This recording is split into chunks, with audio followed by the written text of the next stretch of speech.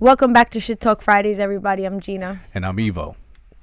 Happy Friday, Ivo. Happy Friday, Jeanna. You know what I wanted to say last Friday that we didn't say, that after we filmed the episode, I went, fuck, I can't believe we didn't talk about that. What? So last Friday when we got on, we had been off for a week because we got COVID, and then it was Thanksgiving, and it was just like, it was a hot mess. Yeah. So we were involved in a hit and run. Oh, shit. Yeah. And I can't believe that I didn't say that because of how fucking angry I was that happened to us. So we had a lot of shit go down in the same week, because that day, that night that we came home, that we were involved in a hit and run, which was a Sunday. Evo and I went to the Harry Potter event in upstate Yorktown, New York.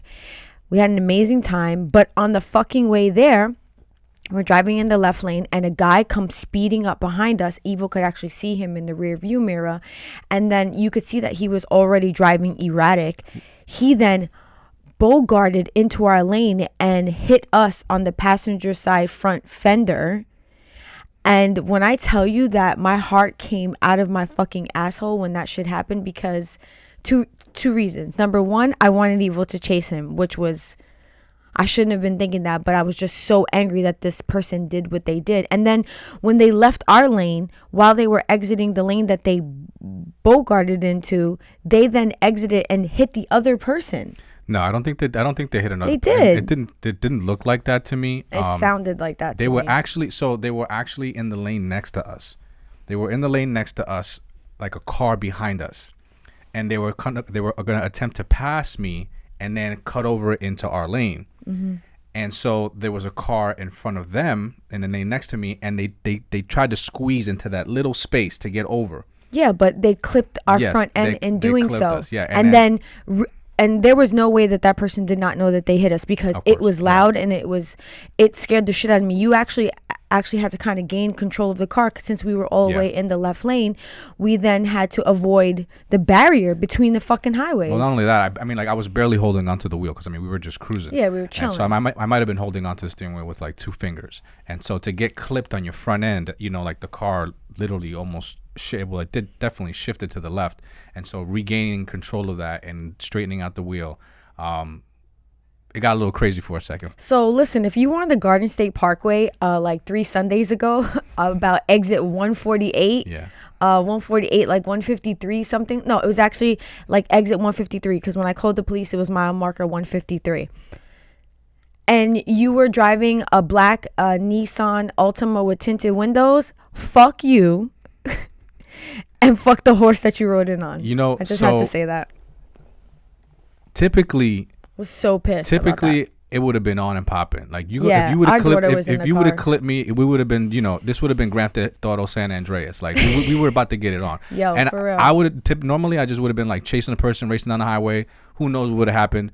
But because our daughter was in the car, I literally just didn't even react. Like, you didn't, which I was very grateful for, but I was just really angry, because that has actually happened to us once before. Oh, yeah. We weren't in the vehicle. Our car was parked. We were at a food truck getting chimichurris in Uptown, and a person drove past and hit my car. Sideswiped the whole car. Ripped off my side view mirror, and I jumped in the car and I chased after this person like a fucking maniac.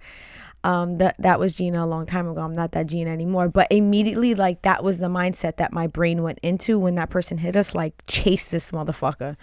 But anyway, you know, I believe in karma, but I don't believe in karma the way that a lot of people believe in it. They like to say, like, you know, what goes around comes around. I don't believe that. I believe that the life that you live, if you're living your life like that, then that shit gonna get you anyway.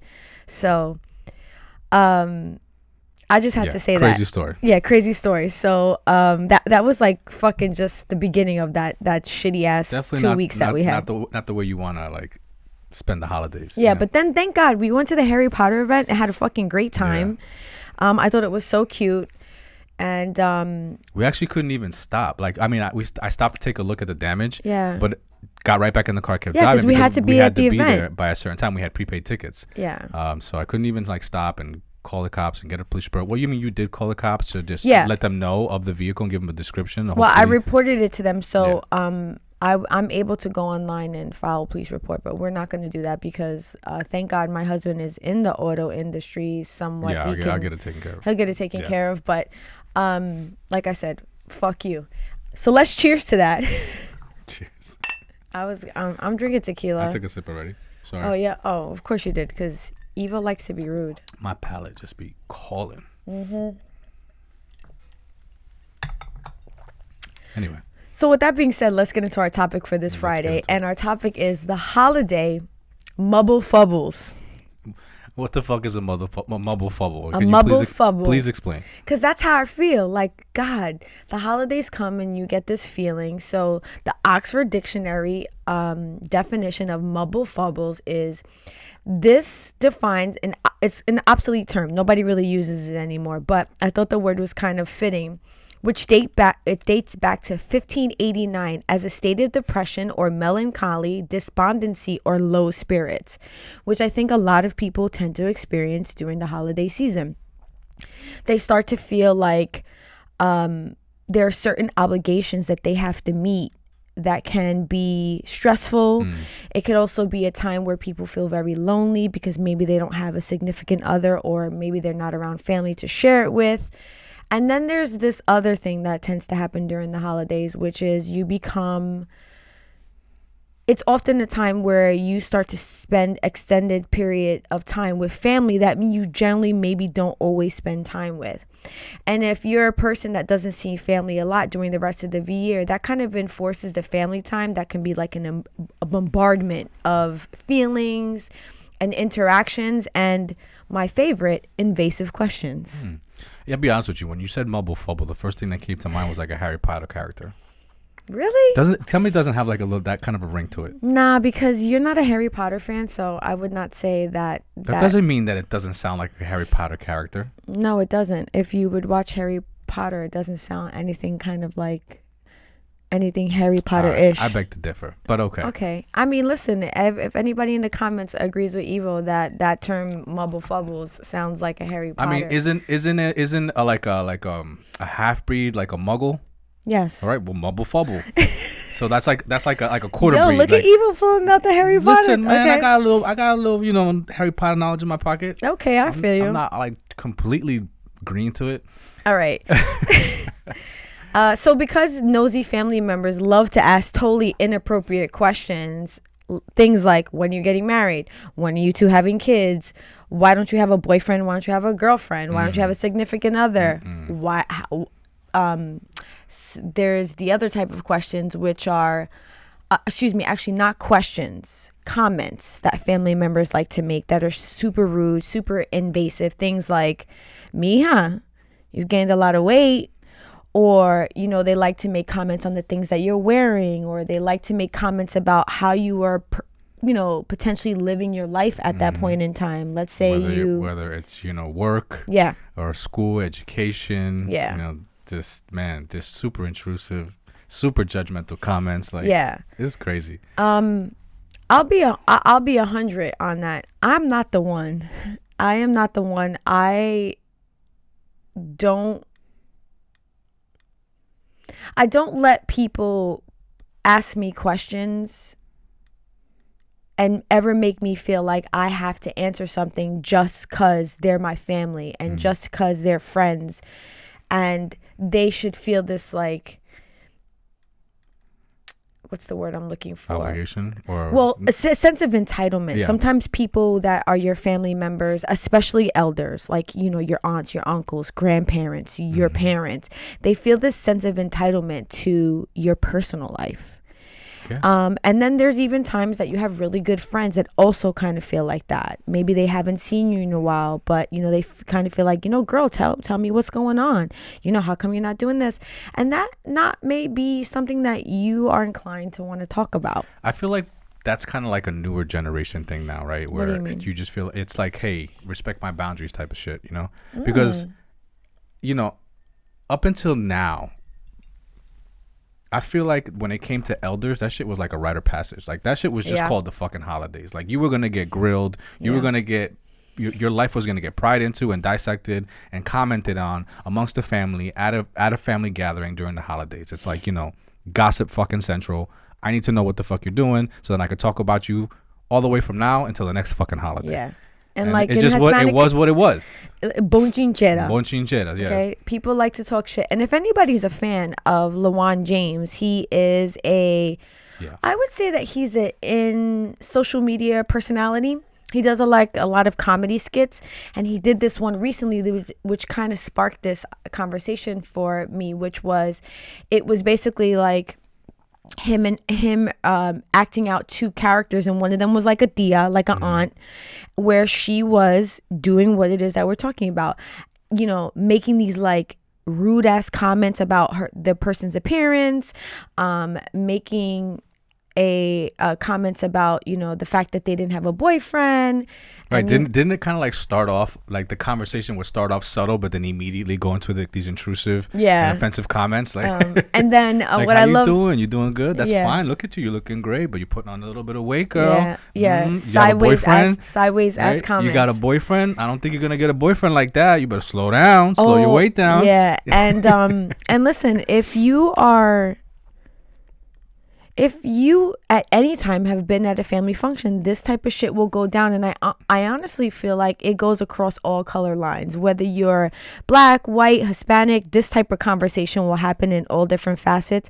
It's just kind of hilarious when it comes from like an abuela, you know, and she says like, they say it like it's like a backhanded comment, like, you look good, but slow down, you know, like you were saying. So I would just like to remind people in the audience during the holiday time, you don't owe anybody shit, whether it is your family, your friends. Don't ever feel like that you need to satisfy their own personal curiosities at the expense of your own personal experience. I don't think that is fair for anybody to ever feel like they need to divulge their personal information or how it is that they're choosing to live their life to satisfy someone else's inquiries, so then that person can go and turn around and do what with it? Talk shit. Yeah. So just that listen, that you know what they're gonna do, right? As soon as they leave the family function, on the next family function, so we'll be like, girl, crack open a fucking bottle of wine. Yeah. I got some shit to tell you. Like, you will not believe the gossip that I picked up over at such and such event, whatever. And those are the people that love to live what I read once upon a time. People that live in the gray space. People that will never color outside of the lines, and it's really easy for them to point the finger at other people that are choosing to live their lives. They live for that shit. The way that they want to live. They live to talk shit. Yeah. So I would like to give some, you know, tips of how maybe you can, I don't want to say avoid these type of comments or questions, ways that you can answer them and then leave friends or family with something that they're only going to have the choice just to walk away, because you're not going to give them what it is that they're actually looking for, but you're going to answer their question for them. So one of the things that I think you can say when you're maybe getting a question asked to you that you're not looking to really answer, you can say, I'd rather not discuss that right now. And honestly, maybe when I have news, I'll share with the family. Yeah, I mean, that's definitely they may continue to pry. Yeah, they may continue to pry. They may be like, family members may then, you know, push a little bit more and say, you know, but I'm your aunt or your uncle. And then you can just follow back with, you know, I know that I'm not acknowledging the fact that you are my aunt, my uncle, my grandmother, whatever. But right now, I don't feel comfortable having that conversation. Or you can hit him with the Jeanna, right? What's the Jeanna? No, wait. We didn't get to that yet. Oh, okay. All right. We didn't get to the Jeanna I didn't know yet. we were going to cover that. So. Okay. So actually, you know what we could share what the Jeanna is? Yeah, let's because I want to go into like how you would kind of like move away from getting comments, because comments are not something that generally you would have something to say. It's just a person like placing their opinion on you. So, but the Jeanna is where I do this thing, and I've come to find out that a lot of introverts do this when we are not invested in the conversation and we're just finding any fucking way to get out of it, and we do the wow, really? That's crazy. I actually have to go to the bathroom, and then don't fucking come back. And you might actually, just for the fuck of it, like repeat it 3 or 4 times throughout the same conversation to make them feel like you're actually listening to them. That'll be your answer on repeat. Like, wow, really? That's crazy. And almost like what's the word I'm looking for? It's almost like do it in a way where like I want to see how many times I can actually say this. Yeah. Before they realize that I don't give a shit about what they're saying. You will find that people who are very self-absorbed into what it is that they're having a conversation about won't even listen to what you're saying. Actually, they're not even having a conversation because a conversation involves two people. When they're talking at you, you can do that like 10 times and they'll just keep fucking talking. Because they're not talking to talk. Yeah. To have a conversation. They're just talking to talk. They're talking to hear themselves. Yeah. And that's why I usually do the I need to use the bathroom. That's crazy. Or I go look for Ivo. Wow. I'm like, you know what? Actually, I need to go get Ivo for something. And I will not fucking come back. And I will avoid that person like the plague. Now, when it comes to comments, I want to give people a way to respond that is kind of feisty, and use this as you see fit, because you may not want to say this to your 80-year-old. I was just thinking that right now. You may not want to say this to your 80-year-old grandma. Be careful of this information you get. You're going to get one of these kids fucked up. But you may want to... The kids around, they're still getting chancletazos out this motherfucker. Like, you may want to say this to somebody that maybe you don't really have a strong relationship, and you're not really concerned about how it is that you come across to them, right? Well, Jeanna on Shit Talk Fridays told me. Yeah, right? Get yourself fucking banned. You could say, I don't recall asking you. And I know that's a backhanded comment. Why? If they're to an adult, someone like a family member. So, but if they're already leading with backhanded comments, if they're saying things to you about you, and then you say to them, I don't recall asking you. See, you know what? I guess it really depends on the situation, right? So, because if that family member is known for being intrusive and for being a gossiper, and that's, and you decide to just really not answer or maybe even say something smart, your parents may understand, because it may come to your parents' attention that you said something disrespectful to one of your elder family members. You would consider that disrespectful? Some may consider it, yes. That's not what I asked you. I asked you, do you consider that disrespectful? I just said it was kind of like a backhanded comment. So, if like a nephew of mine or a niece said that to me, I don't recall asking you, I'd be kind of offended by that comment. I feel like that was slightly disrespectful. I find that dynamic very interesting, considering that in that particular situation, the person that is applying the intrusive comments or questions is being disrespectful, but they're not seeing it as being disrespectful because they may then be the elder, but because someone's choosing to say something back a little spicy to them, they're going to perceive that as disrespectful. Well, I think they're just getting a taste of their own medicine. They don't like it. That goes back to exactly what I started with this comment to begin with, which was it really depends on the situation, right? If it was a situation where I, as the adult, was asking a question that may have been slightly intrusive to somebody, but it wasn't something that like I regularly did. I may have just kind of was curious to know something, and the conversation may have gotten to the point where I may have said something that was a little bit intrusive. If their immediate response was something like that, that would be disrespectful. Now, if I'm known to be like one of those relatives that at every party I'm looking and prying for information so I can go fucking gossip with, then that's a different story. You know what I mean? Because a person like that kind of needs to be shown where their boundaries are. Because they don't give a fuck. I have an aunt like that. I agree. I think boundaries need to be. She gives zero be. Fucks about you. She will talk to you and be all in your business and be gossiping to you about other people's shit, and like just doesn't care. She just loves to do that shit. So you kind of gotta you gotta put those boundaries up. You're like, you're not. You can only get this far. But if that wasn't the situation, and my immediate answer to that person was something like backhanded like that, I don't know. I see that as disrespectful. I know you and I definitely have a difference of opinion when it comes to like how you would handle certain situations like this. I'm really big on, if I don't like you, you're gonna know, and it's not because I'm in my mind being disrespectful. It's because I'm just applying the same experience to you that you're applying to me, and a lot of people don't like that. So the last one that I have, this one's really PC. This one's really like, you could actually maybe even say this to like a coworker, like at a function that's trying to pry a little bit. And for those that don't know, what's PC, please? PC, like politically correct. Okay. So you could say, what you call honesty, I call giving me unsolicited opinion and criticism. Please don't. That is the very PC way. You could actually even write that in an email if you wanted to. That does sound like something like mad corporate. Yeah. That you would say to somebody. And again, this could be somebody that is like somebody you don't see all the time, you know, and you just want to keep it really just like keep them at an arm's distance, but you don't want to come across any way disrespectful. I don't know why I'm having a hard time saying that word today. I got the mubble fubbles in my mouth right now. Maybe it's tequila. I don't know. Listen, but all else fails, just do the wow really crazy and just dip the fuck off. So what do you have for us, Ivo? What's your holiday mubble fubble? My holiday mubble fubble is, well, one of them is the split holidays.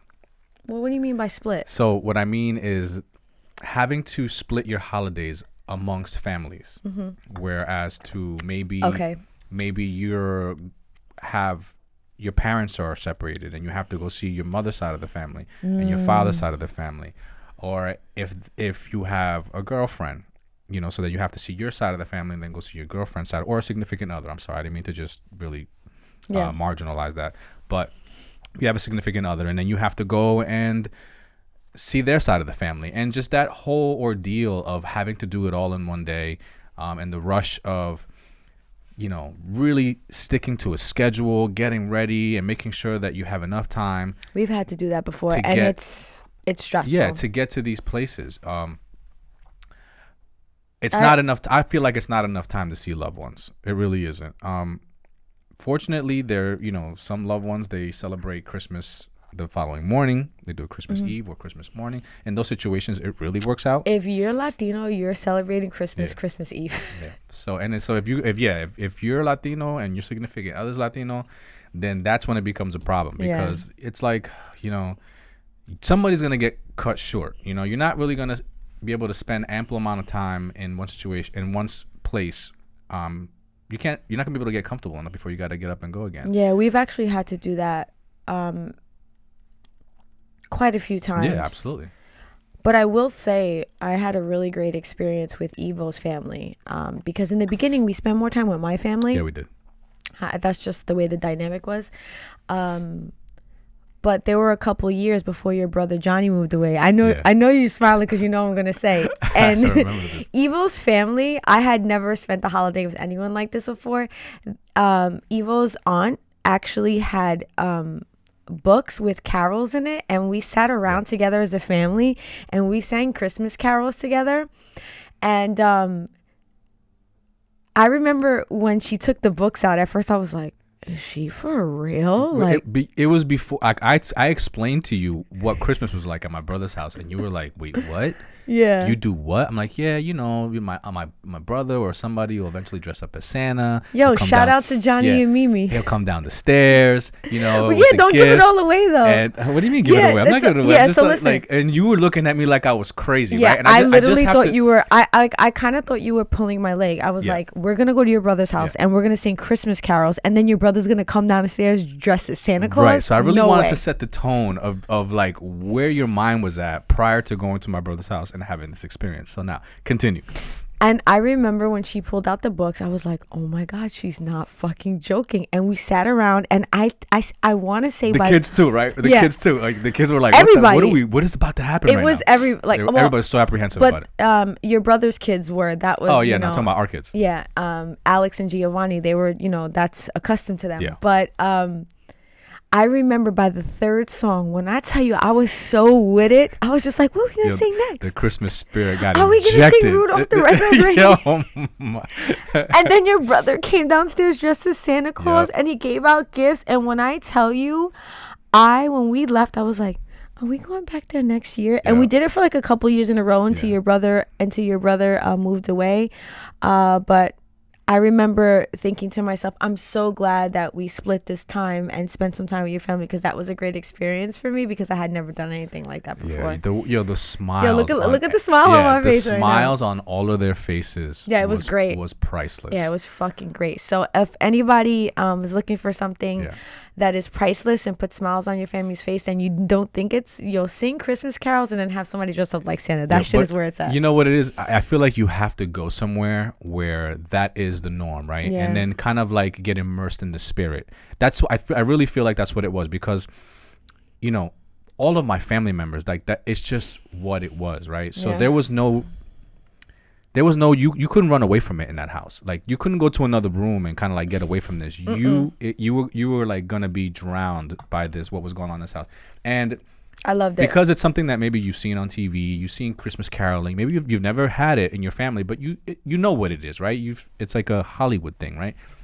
To be in that environment and actually be part of it, you get it. Yeah, you definitely get it, and they got it, and I got it right away. Yeah. It took a little warming up because my biggest fear in life is being embarrassed, and I was like, she wants me to sing? Yeah. No. And then I'm telling you, by the third song, I was like, can we sing the 12 Days of Christmas? Something about being in a room with like 13 to 15 family members and everybody singing Christmas carols, and I mean everybody. It really brings a different energy to the room. It brings the holiday cheer. It takes away the Mubble Fubbles. So give us some recommendations of how someone can maybe deal with this. Before I do that, so I mean, just like, so then having to pry away from that or something like that, it's hard. It's hard, you know, and especially if you have kids, you know, when the kids are just settling in, they're having fun, they're playing with their cousins and whatnot and friends, and you may not even get to stay long enough to open gifts. You have to like shove a bunch of food in your mouth, you know, potentially eat just to be like, you know, respectful, and then take off and go to another family member's house. And you know, like it's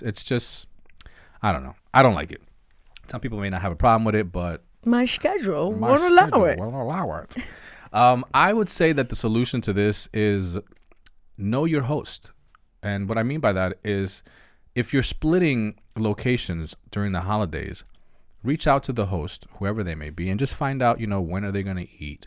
When are they planning on opening presents? What time are they planning on starting? And see how you can manage getting the most out of the time that you have to visit both sides of the family or both sides of your relationship that you may have with your significant other. I mean, outside of that, there's not really much you can do. More than likely, you're probably going to feel like you fell short in time and you're going to be stressed. But hopefully, by being able to manage it around the schedules of your host, you'll be able to maximize your time. Yeah, I think if you were to do that, if you were to reach out whoever is responsible for hosting, and they say, you know, we like to eat at this time, we like to open gifts at this time, that gives you the opportunity to turn around and say, well, I have to go to this family member, so I think I could be at your house around gift opening time, or, you know, when you're going to eat dinner, so we can take part in that. Is that okay? You know, I think that may minimize the stress, because I'm all about minimizing stress, especially during the holidays. I'm real big on going, we only going to one place, because I don't want to deal with that stress, because it can be so stressful, and then it takes away from the joy of the holidays. So I think that's a great idea. So talking about stresses of holidays, I think the one that everybody is aware of and everyone is going through right now is buying gifts and how stressful that can be. Hell yeah, keeping up with the Joneses, right? Yeah. That bullshit. So I worked in retail for a really long time, and I want to share some, like, I guess what you would call behind the scenes when it comes to buying gifts. When I would watch men and women come to the location that I worked at to buy gifts for people, and they were just buying the gift just to buy the gift. There wasn't no really true like intent behind it. There wasn't any true like motivation. It was just because it was Christmas and they had to come with something. Right. I don't think that should ever be the focus. They weren't making it personal. Yes. And I think what can make it makes the Christmas or Hanukkah or Kwanzaa, whatever holiday that you're celebrating, that you're exchanging gifts, if you're just buying a gift just to buy a gift and it's not personalized, which also can be very stressful, because then that means that you really need to pay attention to detail to whoever you're giving the gift to. But what I'm going to say is this, and this is the behind the scenes. When you go out and you do that and you stress yourself just to buy a gift, just to make face, just know that 90% of the time that person is going to return that shit, or they're never going to use it. The amount of times that I've watched people have gifts purchased for them, and then that person come back and return that gift because they would say things to me like, you know, it was a nice gesture. I would never wear this. This color doesn't look good on me. It would just be so way off, and they just felt like they needed to have something. So some advice that I would like to give that may minimize your stress during the holidays is having a conversation with your friends and your family members about gift giving, and try to see what's really important to that circle that you're trying to involve yourself in when it comes to the gift giving. So for example, when it comes to our family, as adults, we don't gift give at all. It's only for the kids. So the only communication that's happening between family and friends is, what do the little ones want? And the reason why we choose to not gift give is because we don't feel like, and this is our personal opinion, we don't feel like the holidays is really about giving gifts. It's about spending time with family and friends and the people that you love. So just going to someone's house or going into an event that someone is hosting and spreading your holiday cheer, like doing something like singing a Christmas carol, can be so much more fulfilling than giving them a gift that they're not really going to give a shit about. Yeah, I mean, good food, good people, and good music. Papa John's. that's the recipe right there. But I mean, listen, I'd also like to add to that. A lot of people will fucking go broke over the holidays. Wait, you're jumping ahead, and I completely agree with you. I'm patiently waiting over here, listening to you. You're patiently waiting. She gonna talk about it? So people, yes. So that is the other facet of buying gifts and during the holidays. People will put a lot of stuff on credit cards. Yeah. People will put themselves in debt to buy gifts that are really not meaningful. So or trying to make it seem like they got it when they don't. Yes. You know, I feel like this is like the one holiday where you can feel broke as fuck by just looking around about what other people are doing, and it's a fucked up situation to be in. Yeah. So something that I would like to offer as a way to kind of not put yourself in debt when it comes to buying gifts is to set a budget. And then once you set a budget of what you are looking to spend within your household, okay? Because remember, you shouldn't have to go broke to show your maybe appreciation for someone else with a gift. Go ahead and communicate what your budget is to other family members and other friends. Hey, so-and-so, I only have a $20 budget for each person. Is that, that is what I am able to spend for this holiday. And you'd be surprised. There's a lot of people that will just turn around and say, you don't have to buy me anything. And then you'll realize that that's not even what they're looking for. And if they are, then you also have people that will be like, that's totally fine. If you only have $20 to spend. Now, if you have those family members that they're looking for something big during that time, if you set the boundary of this is what I can afford and they don't respect that boundary, then maybe there's some other conversations that need to be had there, because then that goes beyond like what the meaning of the holiday is. There's nothing worse than you digging yourself in a hole to try to impress someone, and then make yourself broke over it. Yeah. Like I honestly, I feel like that it's better for you to just tell the person and own your truth, right? Like you said, let them know. Hey, listen, this Christmas, I can only, my budget is only XYZ. Yeah. And I think that you're way better off having someone see you for who you are than perceive you for who you're not, and then you going into debt for it. Yeah. And for a gift that more than likely they're just going to take back to the store. You're literally just shooting yourself in the fucking foot. And my last recommendation that I would love to give is make something. Make a homemade gift. Something that I love to do. A bitch loves the thrift store. And if you don't believe me, this jacket and this sweater is from the thrift store. I may have spent maybe $10 for this, if that. And the sweater is J. Crew, and so is the jacket. So that being said, one of my favorite things, or one of my favorite recommendations for giving a homemade gift is go to the thrift store or the secondhand store, whatever it is you want to call it, and buy like a pre-owned Tupperware of some sort, or like some sort of dish that you can then maybe bring a dish to someone's home in, and then leave them with that Tupperware. I actually just went to the secondhand store the other day and I found this really pretty, it was like a maroon / purple Pyrex dish, like a lasagna dish with a top on it. $3.50. Yeah, people underestimate thrifting. I did for a long time, right? And it wasn't until you started coming home with stuff and be like, honey, look what I got for you. And I'd be like, oh my God, that's just so nice. Where'd you get it? And I got thrifted it. And I was like, what?